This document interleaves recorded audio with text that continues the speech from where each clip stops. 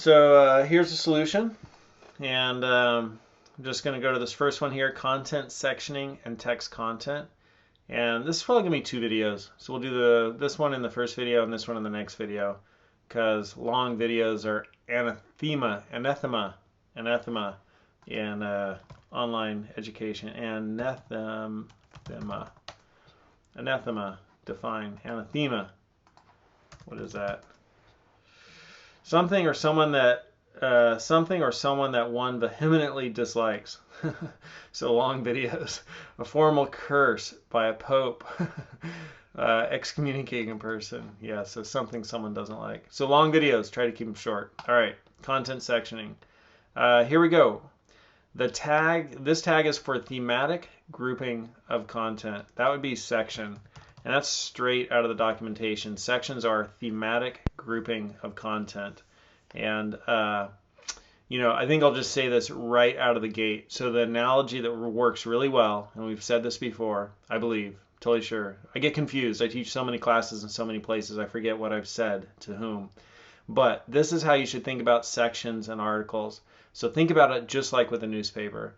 And just like your newspaper could have different sections. So there's like the main section, the front section. Then there's like the world section and the entertainment section and the sports section and the business section.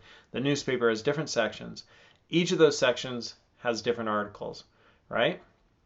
So let's say we're looking at the world section, has an article on Africa. And so this article on Africa, right, in that article, the article could have different sections. So this article on Africa could have a section on economic redevelopment. It could have a section on regional conflict. So a section like the world section can have many articles, and an article can have many sections. And so when we're talking about when do we use an article versus a section, just think of the newspaper and think about how they're organized there, because that's how you want to use them on your web page. And just like with the newspaper, if you cut out that article on Africa, the whole article, and then like pin it to your door, like people could come by and like if you're living in the dorms or wherever you're at, right, like your office door or whatever, people could come by and read that article, and that article, even though you took it out of its context, that article can still stand on its own. The article stands on its own, right? It's complete. And likewise, if you took just a section out of that article, right? So you just took economic redevelopment. You took that out of the article and posted that on your door. That does not stand on its own. People would read that and be like, okay, but where's the rest of the article, right? Like it hasn't been designed to stand on its own. So the difference between sections and articles is articles, you could take them out of their context, put them somewhere else. They will stand on their own. Sections, you can't take them out of their context and put them somewhere else. They will not stand on their own. So that's how you use an article versus a section. And then sometimes people are like, well, article, section, or div, which should I use? And you use a div, as a general container, block level container. And only when you can't find any other semantic element do you use a div.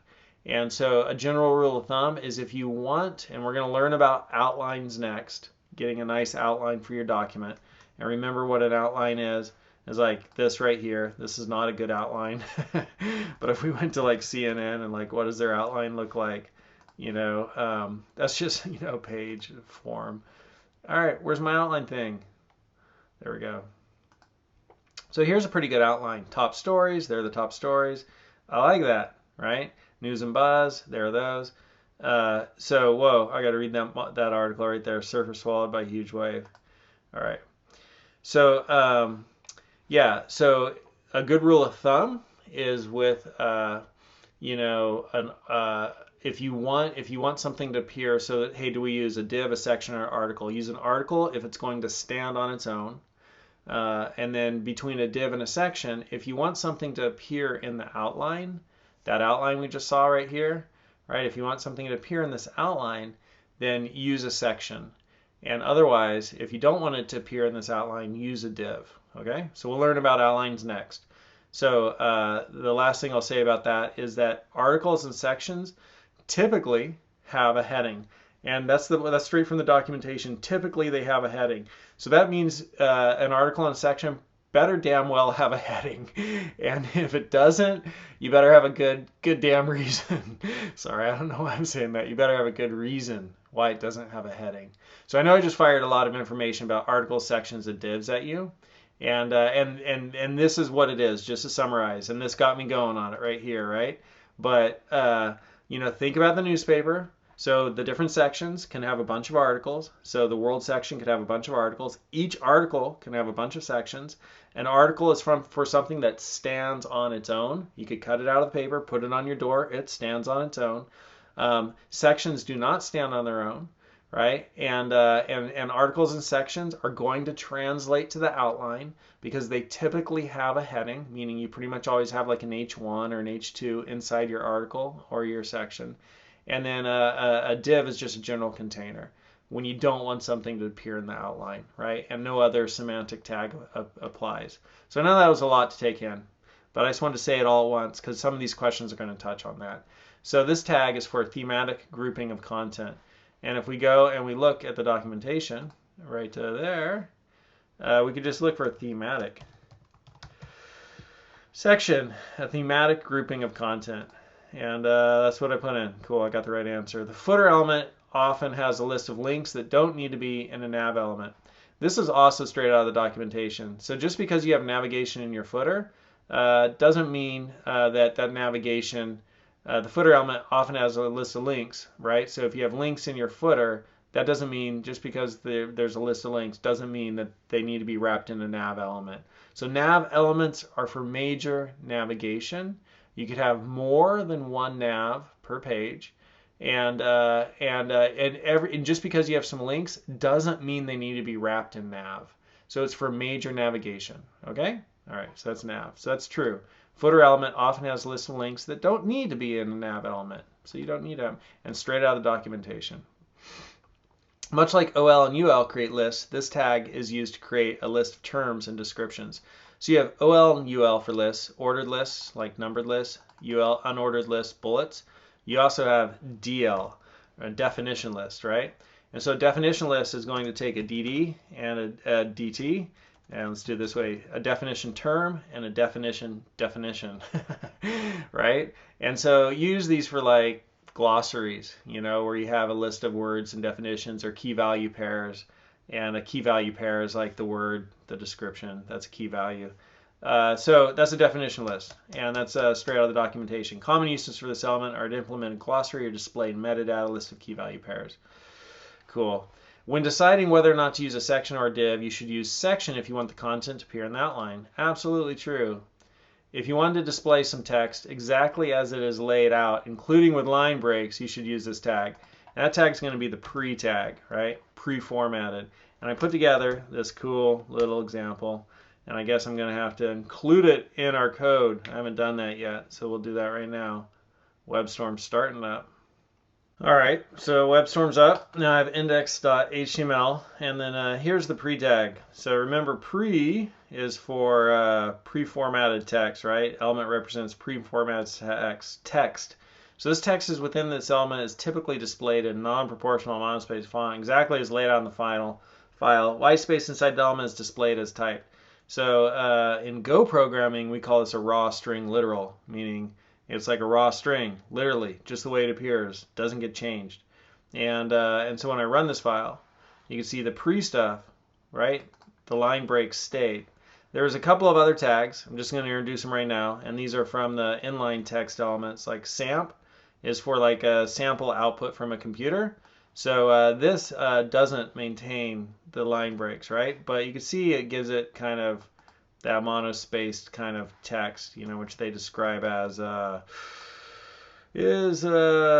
pre-formatted text, non-proportional monospace. There we go. That's how they describe it. So and then there's also code. And so we have pre, we have samp, and we have code. And sample is for like sample computer output, and code would be like for computer code. And so let's just check that out, make sure I'm saying that correctly. And we have inline text elements. Code represent a fragment of computer code. And samp is a sample output from a computer. So samp element is an element intended to identify sample output from a computer. So samp code, and pre, right? And pre is for, let's just look at how pre is described. Pre is way up here. Where's pre? Come here, pre. Great. It's like pre everywhere. And there we go. Pre represents pre-formatted text. Text within this element is typically displayed non-proportional white space. Okay, so that's how they describe it. Anyhow, that's pre, that's SAMP, and that's code. There's one more that kind of falls into that mental category for me, and that's KBD. And KBD is a keyboard. So it's like, hey, this is what you should enter, KBD, right? Keyboard, like show what it looks like. So you can see how those are formatted, slightly different. Then, like, let's say we had a paragraph there. Lorem. There we go. And refresh. So yeah, slightly different text, right? Yeah. But that's like getting formatting from HTML, which is, again, anathema. Okay, article and section typically contain a heading. Yes, true. Typically, meaning you better have a really good reason if you don't have one in there. So all the time, you pretty much want to have a heading in your article and your section. These tags structure content on a page by topic and importance.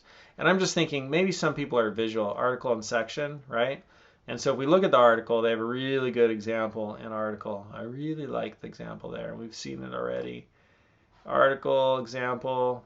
Right, but this article, there's one big article, has a heading, H2, right? And it's in the header. This is the header of the article, and the heading is H2.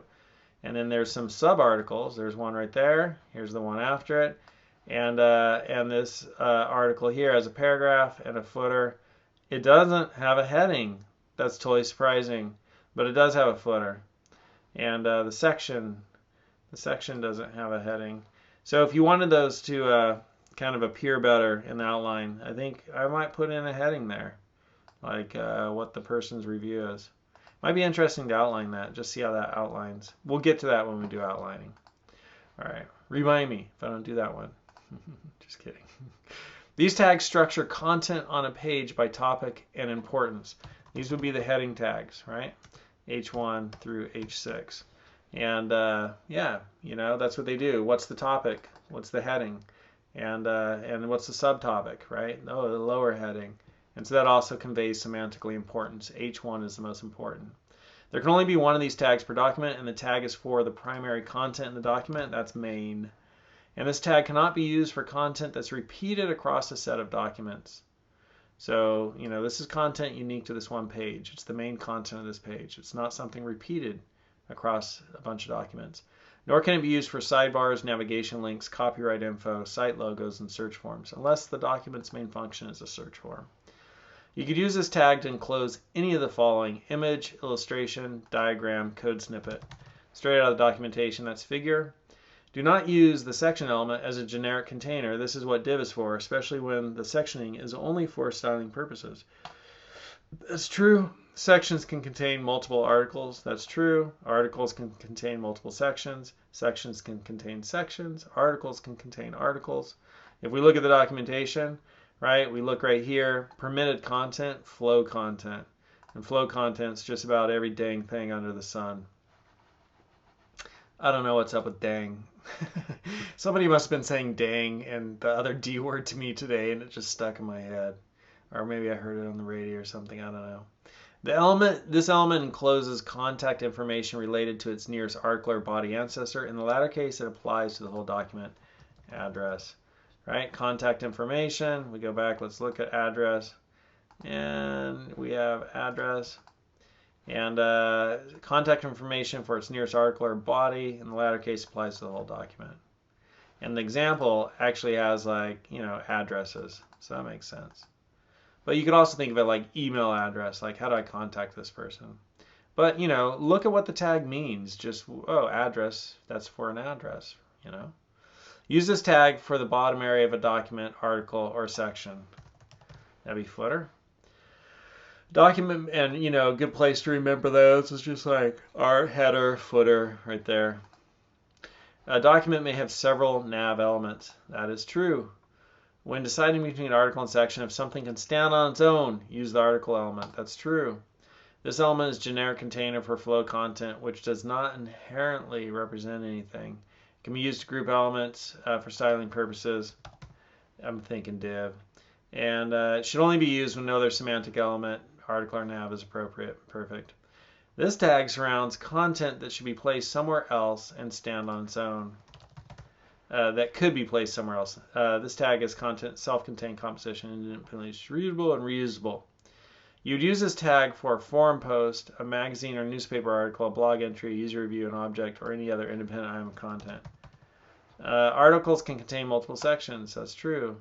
Use this tag to enclose an area that may contain some or all of the following: information about the author, copyright data, links to related documents. That would be the footer, right? Usually in the footer we have info about the creator of the page or whatever company it's from, the copyright stuff, and links.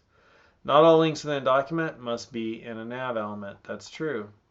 Use this tag for sidebars, inserts, advertisements, biography of the author, or related links on the blog. That's the side.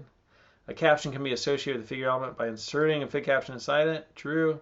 Use this tag for the top area of a document, article, or section. Header. And this element encloses the main content in the body, main.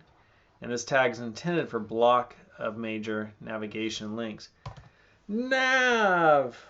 We totally ruled it. All right, so hopefully that's helpful going through those. And in the next video, I will go through the next chunk, and I'm going to grab this one right here, F6. There we go. Copy that, and then bring it over there. Cool. All right, see you in the next video.